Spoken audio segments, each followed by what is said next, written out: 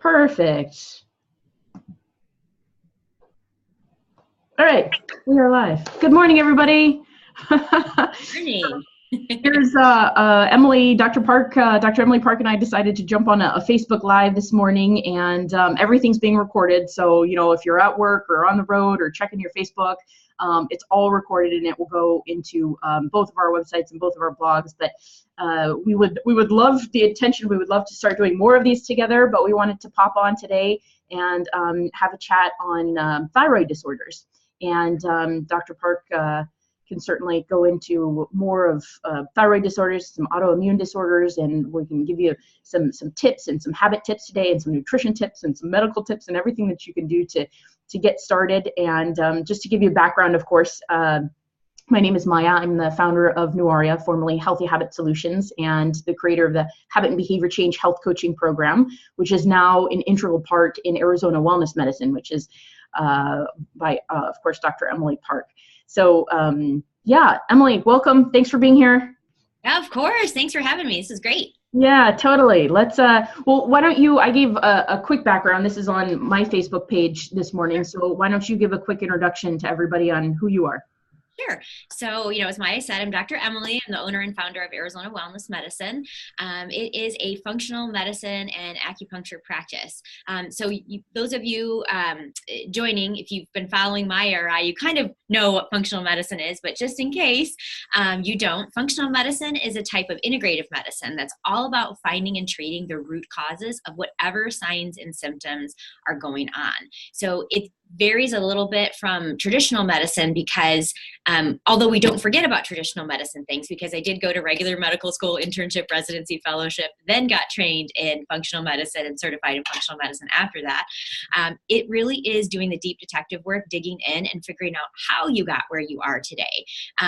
Instead of just, oh, you have this symptom, here's this pill or this procedure, and then you may feel better temporarily, but you didn't really fix the why. You didn't really fix how you got there to begin with. And so you're likely to get either temporary results or no results. But at some point, your disease is going to keep progressing and you'll get, further symptoms down the road. So this type of medicine is really all about getting to the bottom of it. So you're better not only for the immediate future, but you're also preventing yourself from getting sicker with the current disease you have or current symptoms you have, and prevent yourself from getting diseases down the line in the future. So that's what this type of medicine is all about. Yeah. And if I may add, I was actually just talking about this all this week, because we were rolling out the Habit and Behavior Change Health Coaching Program to quite a few City of Phoenix employees.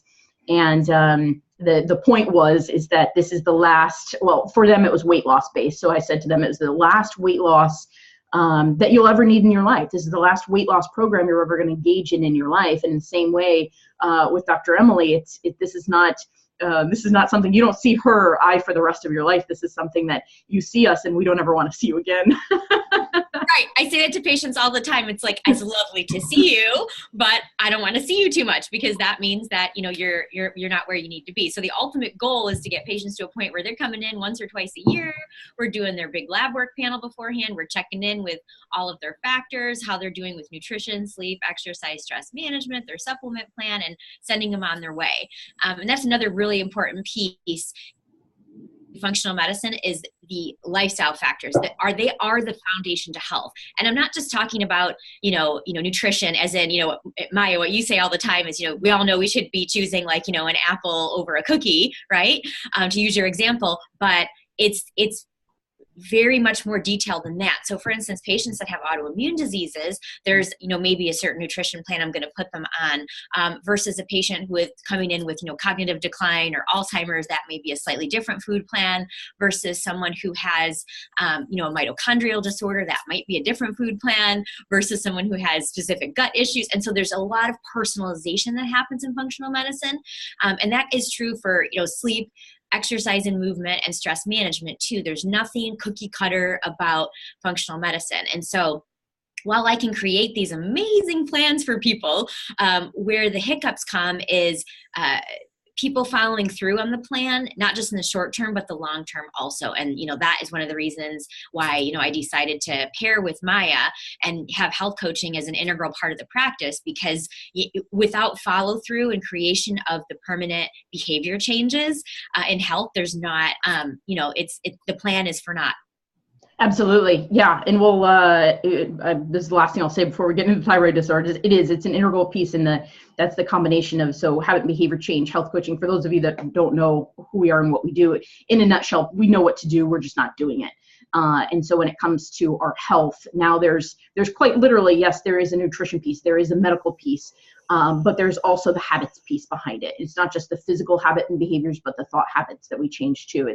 We know what to do. Dr. Park gives our patients a plan, but we have to stay on it through vacations and holidays and family visits, really integrate this into our life and make it a lifelong integral part of what we do. We often put ourselves on the front burner when we have to focus on something with our health. And the moment we get stressed out or the holidays hit, we go back on the back burner, and then we feel like we're always having to start and stop. So yeah, it's quite literally the next level of nutrition, health, and medicine on all levels, which is really exciting. So let's dive in. And so we're talking about thyroid disorders, and you're obviously the medical expert here. Give us a background, like when we say thyroid disorders, like what is that? Sure. So just to start with a little bit of anatomy. So the thyroid is a gland that's located in your neck, right about here. And sometimes it's difficult to feel, but your doctor, either your primary care doctor, or of course, if you come to a functional medicine doctor, we're always doing a thyroid, exam and checking to see if we can feel the size of it and feel if there's any, nodules or cysts, anything there that we need to, further investigate. So your thyroid gland is located here in your neck, and it produces thyroid hormones. So, and I'll go over some of the lab tests and what some of the thyroid hormone specifics. But so your thyroid produces thyroid hormones, which control so much about your life. It controls your entire metabolism. There is a receptor for T3, which is one of the main thyroid hormones. It's the active thyroid hormone in every single cell of the body. So that's how important the thyroid is. And you can get symptoms of thyroid dysfunction that you would not necessarily even link directly to the thyroid, but it has to do with, most metabolic functions of your body on a cellular level. And hypothyroidism is one of the most common diagnoses out there. Actually, Synthroid or levothyroxine is always in the top 4 medications prescribed in the United States. So hypothyroidism is a very, very common disorder, generally speaking. And hypothyroid means low thyroid function. Your thyroid's not producing enough thyroid hormone. And then there's hyperthyroid, which means the thyroid's overactive. So you can have either one. Hypothyroidism, low active thyroid, is a lot more common. Got it. Why does this happen? Yeah. So there are tons of, let me back up for a second and kind of describe how the thyroid works a little bit. So one of the main, and I'll try to keep it super not mental. I'll ask questions on my level. Yeah. Because I'm doing it all day, every day. So the thyroid, in very simple terms, there is a thyroid stimulating hormone that comes from the brain. So it's TSH, and that TSH is very commonly measured by most doctors. But one of the issues is that becomes the only measurement that most doctors look at for thyroid function. It does not tell the whole story, because TSH is what the brain is telling the thyroid to do. It's not what the thyroid's actually doing. It's just the signal. Thyroid stimulating hormone. It's what the brain's telling the thyroid to do. So once that signal makes it there, then the thyroid puts out thyroid hormone. And there's 2 main thyroid hormones. There's T4 and T3. And T4 gets converted into T3, which is the active form of the thyroid hormone. And there's a lot of different factors that come into play with, how well the TSH signal gets to the thyroid. There's things that can block that signal from happening really well, like stress, like inflammation, like infections, like toxins, like nutrient deficiencies. There's all kinds of things that can interfere with the TSH signal getting there. And there's also a set of factors that can interfere with the thyroid converting T4 into T3, the active form of the thyroid hormone. I see. So there's multiple places where things could go wrong. Correct. You could, TSH, of course, could not be signaling, and then the conversion T3 to T4. So if you have hyper or hypothyroidism, how would that show up in the numbers? Yes, great. So labs. So because the thyroid stimulating hormone is what the brain's telling the thyroid to do, if you have hypothyroidism, meaning a low functioning thyroid, typically that TSH, the thyroid stimulating hormone number, is high. And that's because if you think about it logically, it's because the brain is spitting out the hormone saying, hey, thyroid, wake up, give me more. And there's, because of the factors I just mentioned earlier, it's not doing it appropriately. So then there's a feedback mechanism that goes right back to the brain saying, okay, I need to put out more thyroid stimulating hormone because the thyroid's still not giving the body what it needs. So hypothyroidism tends to have a high TSH. Hyperthyroidism is the opposite. Will tend to have a low TSH because that signal feeds back as well. So if the thyroid's overactive, what'll happen is the signal will feed back to the brain, and the brain will go, oh, I don't need to put out as much of this thyroid stimulating hormone. I'm good. There's lots of thyroid hormone floating around. So one of the big glitches and things that I come into in this practice is, patients will be told by their, primary care doctors that, my thyroid's normal, and they've only checked a TSH. And one of the problems is the lab ranges for normal are huge for TSH. It goes from, most labs go from about 0.5 to 4.5. Well, that's a giant range. And when they decided these ranges, many years ago when they first started doing the labs, they didn't decide the ranges by checking labs on just healthy patients. They decided the ranges on checking labs on everybody. So there were people that had, awful hypothyroidism, for example, and they were included in the group. And then they just came up with the normal ranges. So there's a big concept in functional medicine. There's normal versus optimal. And so an optimal TSH is more like 0.5 to 2.5, something like that. And you can start to have some thyroid dysfunction and thyroid symptoms when you start getting outside of that range. And that's also why it's really important to check the free thyroid hormones, the free T3 and the free T4. Free, tell me more. What's the free? So free, there's when checking a full thyroid panel, you want to check a TSH, you want to check a free T4 and a free T3. So free means that the hormone is free, not bound to anything, and can be biologically active and interact with the cells. Remember I said there's a receptor for T3 on every single cell of the body. So if you want to check a full thyroid panel, what you would be looking at is a TSH, a free T3, a free T4, a total T4, a total T3, and a reverse T3. Now, the reverse T3 is an interesting lab value because reverse T3, it looks very similar to regular T3, except it's not as biologically active as T3. So what happens is you have this one, for example, you have this one cell and you have a receptor for thyroid hormone on this cell, let's say. And so reverse T3 and regular T3 compete for that receptor site.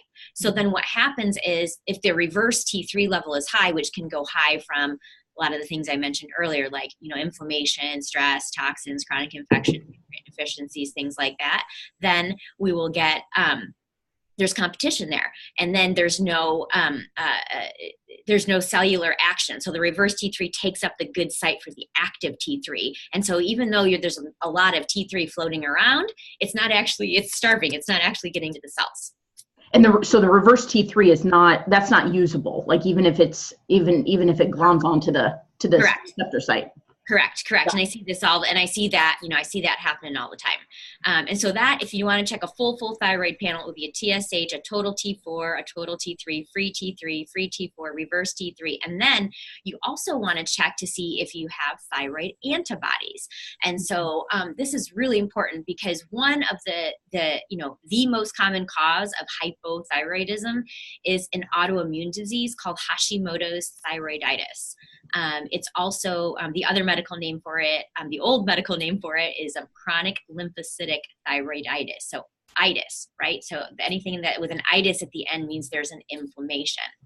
So in the case of Hashimoto's, what happens is your body, your own body starts attacking your thyroid. So your own body starts putting out these thyroid antibodies. So what that means is your body is actually sending out chemicals, these antibodies, these immune system cells that are actually attacking and eating the thyroid gland, which eventually will cause the thyroid function to go low, right? Because if there's not enough of the actual gland there to put out the thyroid hormone, the function is going to go down.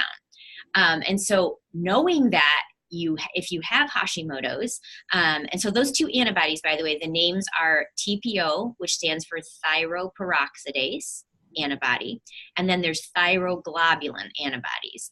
And you can have either one or both of those antibodies present in Hashimoto's thyroiditis. But it's important to check to see if that is your root cause of hypothyroidism, because knowing that you have Hashimoto's, that's a great place to be able to intervene, because there's great things to do with nutrition, sleep, exercise and movement, stress management, as well as some advanced laboratory testing that we can do to figure out how that autoimmune disease got triggered. Because it just doesn't happen in a vacuum. It's not like, oh, I'm so sorry, you're unlucky, you have Hashimoto's, or any autoimmune disease for that matter. This is true for, celiac disease and, Crohn's disease, ulcerative colitis, rheumatoid arthritis, lupus, multiple sclerosis, you name it. There's a reason, or reasons more commonly, factors that add up to trigger that autoimmune disease to get started in your body. And so by knowing what those factors are, that's how we get to the root of it and treat it. So very common gut dysfunction is very, very common, right? Because 80% of the immune system is located inside the gut. Mm-hmm. Gut dysfunction. So I'm going to back up for 2 seconds. Hashimoto's, I'm just simplifying. Hashimoto's and hypothyroidism, same thing or not? Not the same thing. Not the same thing at all. So hypothyroidism is just a general term for low thyroid function. Correct, right. So Hashimoto's is one of the causes of hypothyroidism. So for example, so Hashimoto's again is the antibodies, your body's own immune system attacking the thyroid gland, which will then create low thyroid function. But completely separate from that, so let's say someone has low thyroid function on labs, but they don't have Hashimoto's. This is common also. Well, it could totally be related to nutrient deficiencies, for example. If the patient doesn't have enough iodine, there are other really important nutrients that contribute as well, like vitamin D, vitamin A, magnesium, zinc, selenium. There's a huge list of nutrient deficiencies that can create thyroid dysfunction, and it's because iodine is one of the key ones, but it's really hard to get iodine deficient in our current world because our traditional table salt is all iodized salt. And so these days you really kind of have to try to become iodine deficient, but iodine is part of the thyroid molecule. T3, for example, is triiodothyronine. So there's 3 iodine molecules, and T4 is 4 iodine molecules, and there's enzyme systems that come into play with creation with how the body makes the thyroid hormone. And so again, if there's nutrients, stresses, toxins, infections, inflammation, the laundry list of things that we've mentioned before, your body's not going to produce thyroid hormone adequately. So some of the common reasons that some of these would exist, we've got the gut dysfunction, nutrient deficiencies, anything that you said, the toxic materials, of course, our environmental toxins, things like that. Yep. Anything else? And the gut is and honestly just stresses. And that's stress of any kind. So with the term stress, we all think of, mental, emotional stress, which absolutely is not to be forgotten and is a huge trigger. And I have seen it in my practice, many times. Just stress by itself, like someone will be going along really great with their plan, labs are looking good, they're feeling great, and then a huge life stressor will happen, and that's enough to throw those thyroid antibodies or antibodies from any autoimmune disease into increasing them into a tizzy there. So it's really important. It's really important. Stress management is a crucial part of the plan. I think it's one part that gets placed on the back burner and blown off a lot with sleep too, right? Not getting enough good quality sleep is one of the biggest, stressors on the body. But yeah, so I'm going to show, because I think this will help. I'm going to show, if this shows up great. This is a graph about factors that affect thyroid function. So it's just really some of the things that we've been talking about here.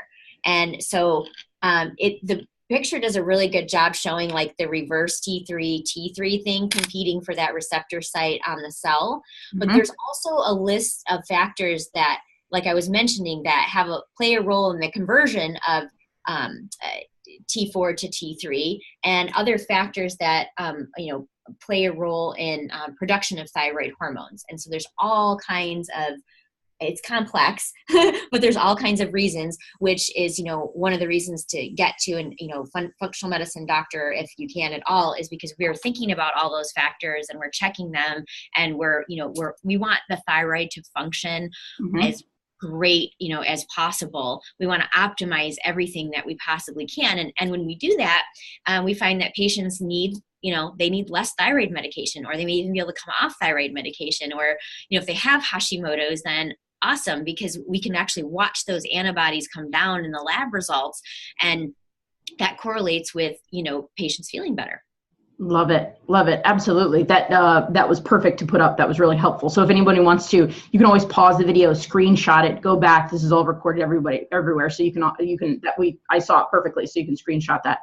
So, Dr. Emily, let's talk about, and I want to definitely incorporate some habit stuff in there too, because there's the knowledge and then there's the integration. I always joke sometimes in this work, because we have a lot of knowledge in this world. And so it's kind of like, if I were to show someone, so I want Dr. Emily to give us some tips and things that we can do. It's almost as if I were to show you the treadmill. I heard this example is perfect. If I show you the treadmill and all of the benefits on the treadmill, and you got really excited about the treadmill, but you never got on.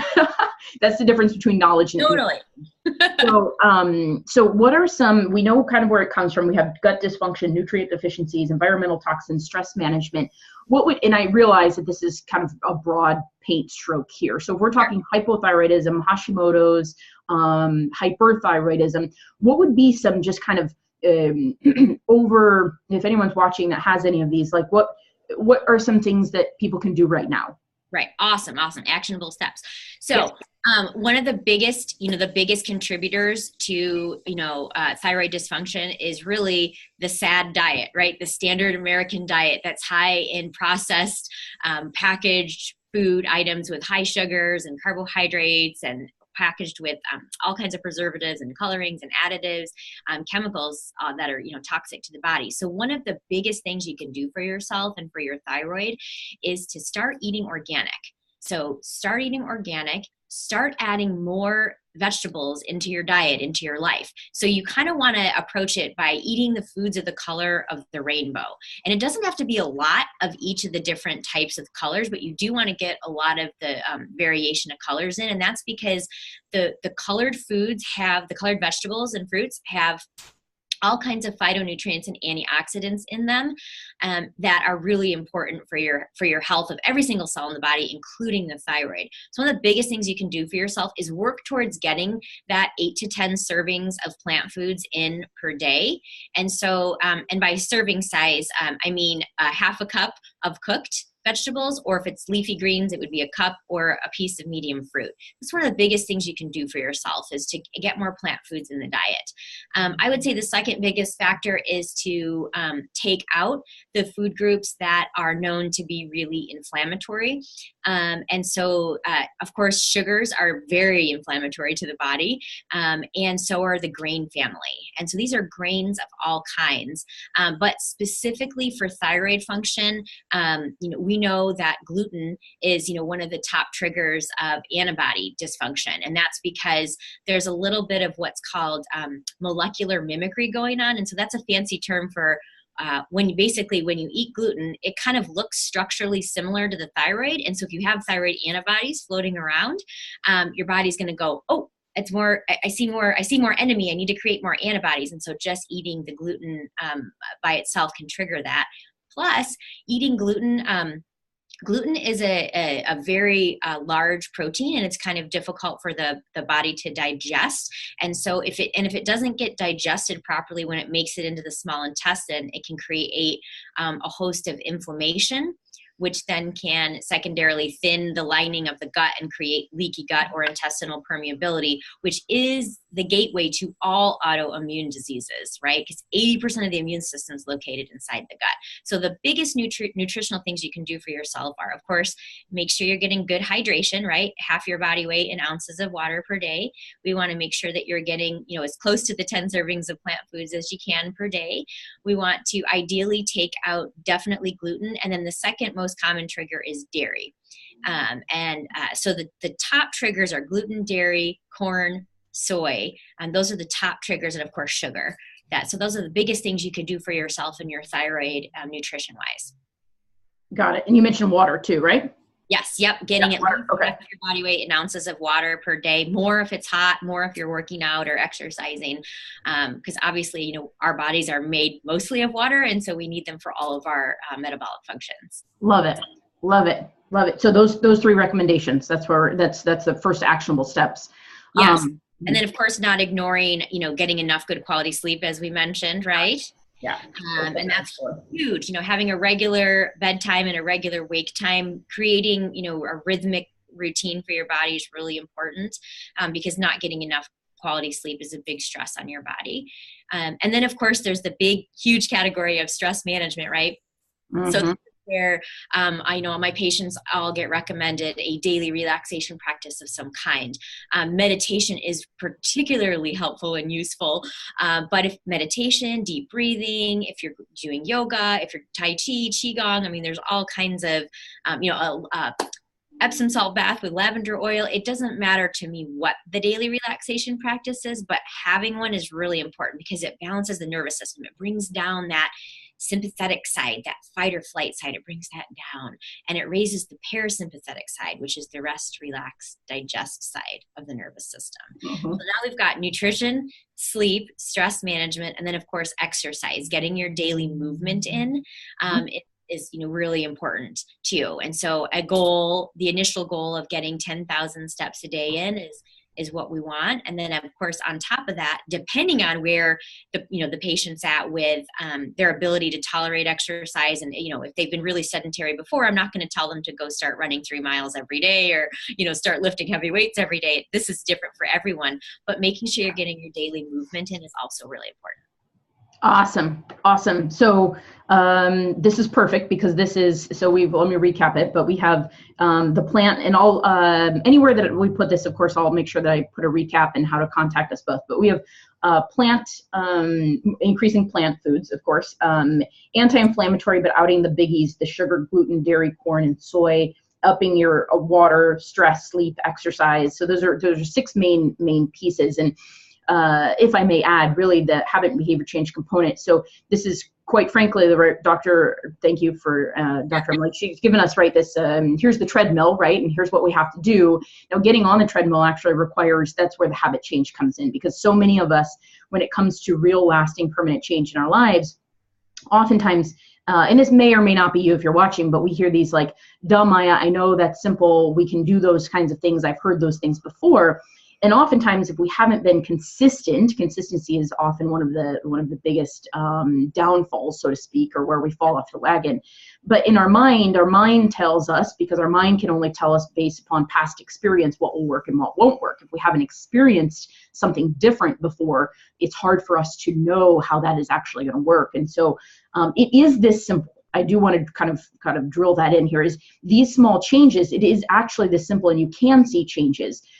It's rather the consistency that might have been lacking in your past. So if your brain right now is saying to you, I've done these things and nothing's really helped, nothing's ever worked, there's a component of integration and consistency that's required on your part. And so habit and behavior change comes in to simply say, I joke with people a lot, but it's not really a joke. It's all or nothing is a very common thought habit, because in this work there are thought habits, are perfectionism, all or nothing thinking, catastrophic thinking, overthinking, obsessive thinking.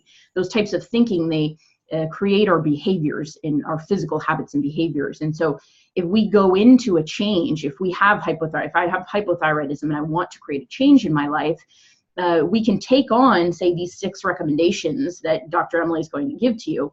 But if we take them on, do them consistently and really strong, go all in for 6 weeks and feel great, and then the holidays hit, and next thing you know, I'm completely off and starting at square one. This is someone who eats fast food 3 times a day isn't going to stick with kale, beans, and quinoa tomorrow. Sometimes we change 998 things about our life, and we fall on Monday and we fall into chocolate cake by Friday. It's not because people aren't strong enough. It's not because we don't have enough willpower, although our brain tells us that. It's simply because we have not used willpower strategically. So, for example, take these recommendations now and integrate what Dr. Emily's given us very, very simply. Plants. So one of the things you learn in habit and behavior changes, we work with a stepping stone routine. That's one of the very first things our dietitians do with you, is we work with a stepping stone routine. If you are eating 0 plant foods a day, and we want your physician wants you up to 10, right? Then going up to 10 for the next 5 days, every single day, you may be able to do it, but you're not going to be able to do it long term. Stepping stones are, quite frankly, do this. That's all a stepping stone is. And so stepping stones meet two requirements. It says, can I do this with little to no resistance, and can I do this for the rest of my life? So if we were to sit down with you and say, okay, I'm at 0 plant foods, I need to be at 10 servings of vegetables a day, so to speak, or 8.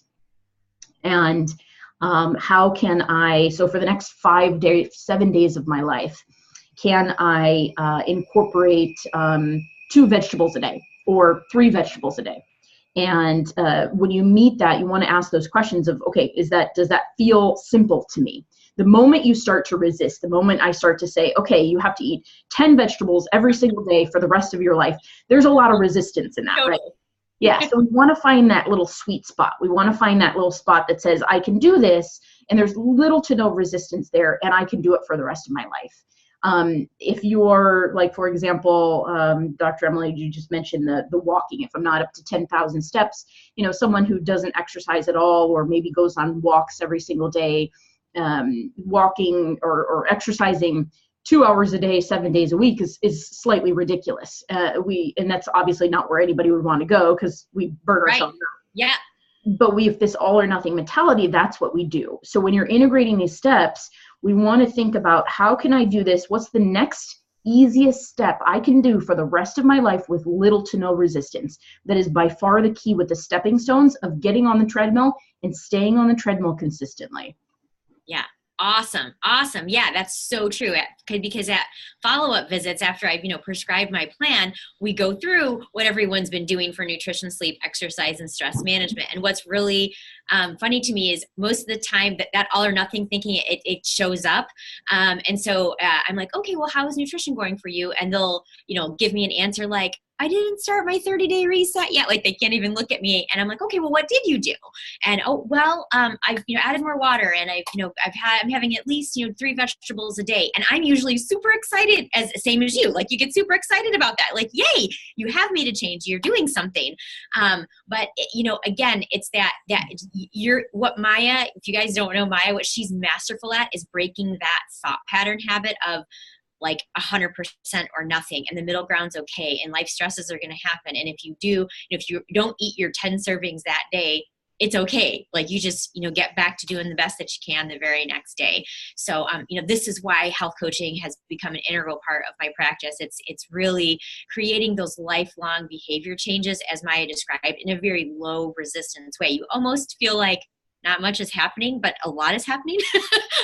And over time it builds, and next thing you know, you're like, wow, I totally got where I needed to go. Yeah, absolutely. You're completely right. And we are wired in that way. We see a lot of patients and clients where we are very wired for, we are very wired to only see if fear of failure is a common thought habit that drives how we think, feel, and do. And so it's very common that we only see what doesn't work. One of the first things that we do with patients a lot of the time in asking them about where they want to go, we ask them what they don't want first to achieve what it is that we do want. We're just wired in that way because the brain is wired for safety and survival. So a lot of the thought patterns, when we break the thought patterns, or you learn to think differently, because that's the key here. The key isn't learning to do differently, it's in learning to think differently. And so we use a lot of evidence-based practices in neuroplasticity where you quite literally learn how to think differently, because it's when you learn how to think differently, you're thinking balanced thoughts, you're feeling good. It's easier to reach for a vegetable when you're feeling good as opposed to when you're stressed out, yes, or anxious or depressed. Yes. Just looking at the time, I know you have a patient at 9:45, so let's wrap us up here. So what I'll do is make sure around this video that there is contact information for both myself, the Habit and Behavior Change Health Coaching Program, Arizona Wellness Medicine, and Dr. Emily Parke. And so we are, of course, there's two ways you can go about this. Health coaching, the Habit Behavior Change Health Coaching Program is an integral part in Dr. Parke's medicine and packages and everything like that. So if there's a medical component to what it is that you're looking at, thyroid, hypothyroid, any thyroid disorders in general, autoimmune, then you can reach us through Dr. Parke. If you're just looking for Habit and Behavior Change Health Coaching, of course, you can go through us as well. So all of that information will be there. Any last words, Dr. Emily? No, this was great. I think we covered all the bases, and yeah, love to, we'll get together and do more of these in the future. And so if you guys are listening, just, shoot Maya or I a little quick message and let us know what kind of topics you'd like to hear about, and we'll get together on it. Perfect. I love it. And we didn't, my intention was to take a few questions, but we will certainly do that next time. We'll do more Facebook Lives. So, and the last words of wisdom I'll leave you with too is that, if you've been, we see a lot of patients and clients that have been there, done that. And so I just need you to know, and I want you to hear that your habits aren't your destiny, and that real change is possible. There are people, whether it's Dr. Parke or myself or not, it doesn't matter. There are people that are rooting for your real change, for your permanent change, where you don't have to go back and be on medication your whole life and see doctors your whole life. That change is real and possible. So don't ever think otherwise, because it is real and it is available to you. So thank you guys so much for watching today. We'll make sure that we send this out with all of our information. And if you do have any questions on anything we talked about today, I'll be sure to put our info there as well, so you can reach out to the both of us and get your questions answered. So thanks, Dr. Emily. Thanks, Maya. Have a great day. You too. Enjoy. Be well. Bye.